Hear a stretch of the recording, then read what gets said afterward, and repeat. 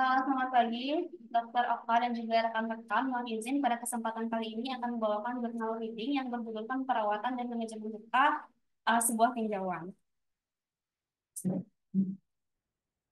Dimulai dari identitas jurnal, di mana untuk judul jurnal ini dalam bahasa Inggris itu berjudul Wound Care and Management A Review, dan ditulis oleh Carla Sofia Andrade dos Santos dengan tahun terbit 2022. Dimulai dari abstrak, di mana penelitian ini bertujuan untuk mengidentifikasi pentingnya perawatan dan juga manajemen dari luka. Penelitian ini juga mengamati dampak berbeda yang diakibatkan oleh pemberian perawatan luka yang tidak tepat. Di sisi lain, terdapat juga pemberian inisiatif yang meningkatkan proses penyembuhan. Penelitian ini bersifat kualitatif dan juga menggunakan sumber penelitian primer dan sekunder untuk memperoleh informasi tentang pentingnya melakukan perawatan dan juga penata laksanaan luka. Dari temuan tersebut, perawatan luka yang tidak tepat dikaitkan dengan peningkatan tingkat stres pada pasien. Demikian pula penyediaan dua bentuk pembalut luka, yaitu tradisional dan juga modern, di mana cara tradisional ini paling disukai karena sifatnya yang hemat biaya. Namun yang modern adalah yang paling ideal karena meningkatkan dari penyembuhan luka. Di sisi lain, pasien mengalami biaya pengobatan yang tinggi karena perawatan luka yang tidak tepat dan juga berdampak signifikan terhadap mereka. Inisiatif yang disebutkan dalam meningkatkan proses penyembuhan meliputi pembalutan luka, penggunaan antibiotik, dan juga tanaman obat. Selain itu, menggabungkan praktik umum dan juga praktisi perawat juga meningkatkan dari proses penyembuhan. Hal ini karena individu-individu ini biasanya diberdayakan dalam berbagai tindakan yang harus diterapkan dalam merawat pasien. Oleh karena itu, kasus amputasi yang sering terjadi pada pasien diabetes dapat dikurangi. Kesimpulannya, perawatan dan juga manajemen luka disebut sebagai pendekatan penting untuk meningkatkan kesehatan individu secara keseluruhan. Melalui pendekatan ini, individu dapat menghindari peningkatan biaya perawatan, stres, amputasi, dan juga lain-lain. Dimulai dari pendahuluan, di mana kulit merupakan salah satu organ tubuh terbesar, yaitu 15% dari total berat badan. Di mana luka adalah cedera pada jaringan hidup yang mencakup pemotongan ataupun kerusakan kulit. Dalam kasus seperti ini, terdapat kebutuhan untuk mencakup perawatan dan pelaksanaan luka untuk meningkatkan penyembuhan jaringan yang terkena.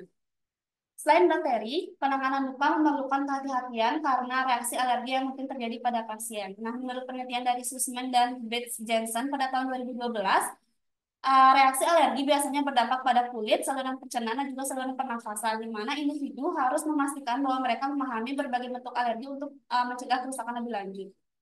Nah, beberapa produk yang digunakan untuk perawatan luka menimbulkan reaksi alergi seperti dengan pembalut latex.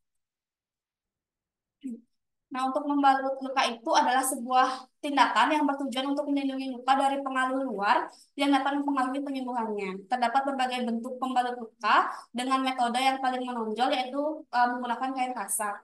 Kain kasar basah dan juga kering dalam balut luka yang berhubungan dengan menjaga kelembaban dari luka tersebut. Nah, untuk penyembuhan luka itu terdiri dari 4 fase, yakni yang pertama adalah fase pembekuan darah atau hemostasis, yang kedua adalah fase peradangan atau inflamasi, yang ketiga adalah fase proliferasi, yakni pembentukan jaringan baru yang dibantu oleh kolagen, yang keempat adalah pematangan ataupun penguatan jaringan atau sering disebut dengan maturasi. Lalu untuk signifikansi penelitian, di mana pentingnya penelitian ini adalah untuk melihat berbagai dampak yang diakibatkan oleh perawatan luka yang buruk dan pada saat yang sama memberikan inisiatif yang dapat diterapkan untuk meningkatkan proses penyembuhan yang ideal. Kajian tersebut juga akan memberikan analisis mengenai pentingnya perawatan dan juga manajemen luka dalam menangani luka. Terkait dengan tersebut, ada penrumusan masalah, yakni yang pertama, apa dampak dari perawatan luka yang buruk, apa saja inisiatif berbeda yang meningkatkan proses penyembuhan, dan apa pentingnya perawatan dan penelaksanaan luka dalam menangani luka. Nah, ada hal yang harus diketahui di mana sebuah organisasi FBOP pada tahun 2014 menyatakan bahwa luka itu dapat bersifat akut dan juga kronis sesuai dengan konsepnya. Dan untuk hal ini dipengaruhi oleh diabetes, di mana diabetes ini memainkan peran penting dalam penyembuhan luka. Nah, adapun dampak perawatan luka yang buruk, itu yang pertama dapat meningkatkan terjadinya stres, yang kedua adalah gangguan tidur karena terjadi nyeri, yang ketiga adalah memicu kelelahan karena harus terus-menerus datang ke rumah sakit untuk melakukan perawatan, dan yang keempat dapat mengisolasi diri karena luka tersebut karena dapat menimbulkan malu.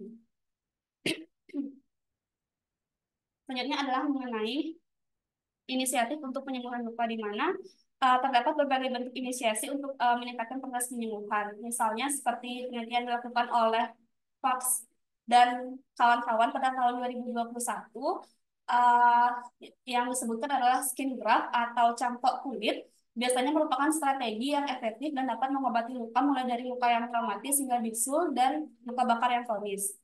Di sisi lain, balutan digambarkan sebagai tindakan yang paling efisien, dan hal ini disebabkan oleh kemampuannya dalam melindungi lokasi luka dari paparan trauma lebih lanjut dan pada saat yang sama memberikan kelembaban. Selain itu, dressing juga meningkatkan penyerapan eksudat yang berlebih. Nah, eksudat itu mengacu pada cairan luka yang bocor dari luka ke jaringan tubuh. Biasanya mengandung nutrisi, air, elektrolit, sel darah putih, dan juga faktor pertumbuhan.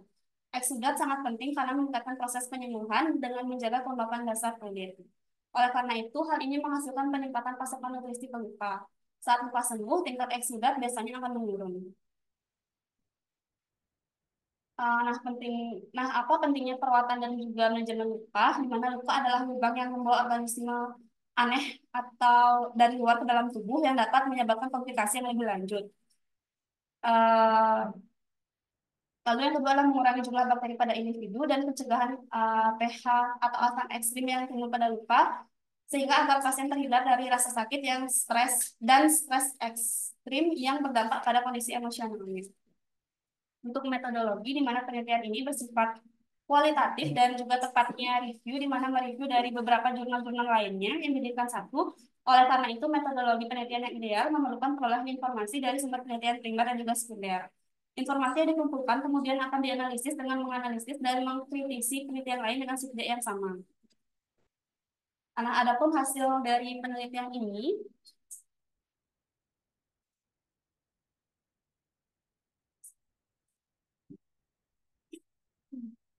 di mana terbukti bahwa pembalut kasa itu hemat biaya. Hal ini disebabkan karena perban yang terbuat dari kapas alami itu mudah dijangkau. Namun individu perlu melakukan perubahan secara berkala atau mengganti pembalut secara terus-menerus untuk mencegah infeksi luka.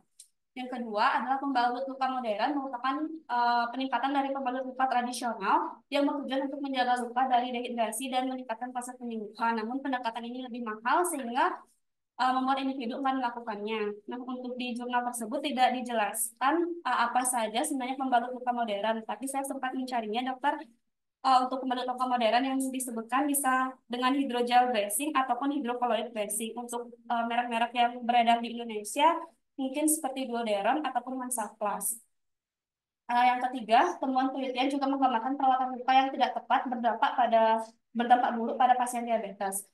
Menurut Sen dan kawan-kawan pada tahun 2009, di mana 25% pasien diabetes biasanya mengalami ulkus kaki pada sepanjang hidupnya. Komplikasi ini biasanya mengakibatkan pasien dirawat di rumah sakit setiap tahun. Selain itu, jika mereka tidak mendapatkan perawatan yang ideal, biasanya mengakibatkan amputasi.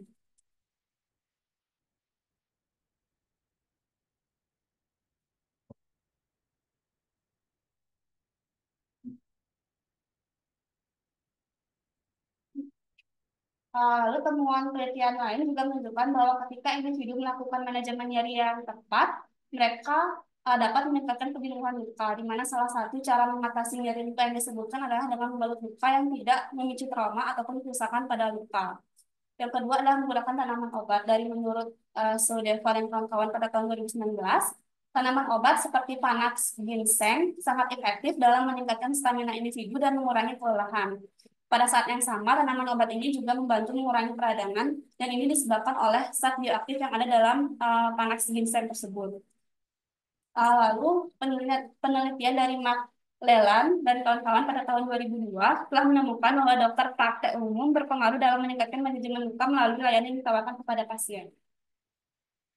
Jadi kesimpulannya adalah perawatan dan penanganan luka adalah aspek penting yang dapat dilakukan individu dalam menangani luka.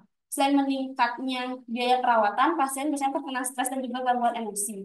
Selain praktisi, pendekatan lain adalah dengan membangun luka. Melalui balutan, luka biasanya terlindungi dari segala bentuk bakteri yang dapat memicu penyembuhannya. Mencegah peningkatan kasus amputasi di antara pasien diabetes akibat perawatan dan penyembuhan liposakit yang kurang baik. Mungkin sekian dari jurnal reading ini, dokter. Mungkin untuk pembahasannya agak kurang karena hanya mengutip dari jurnal-jurnal yang lain, dokter. Cek, kasih close ini.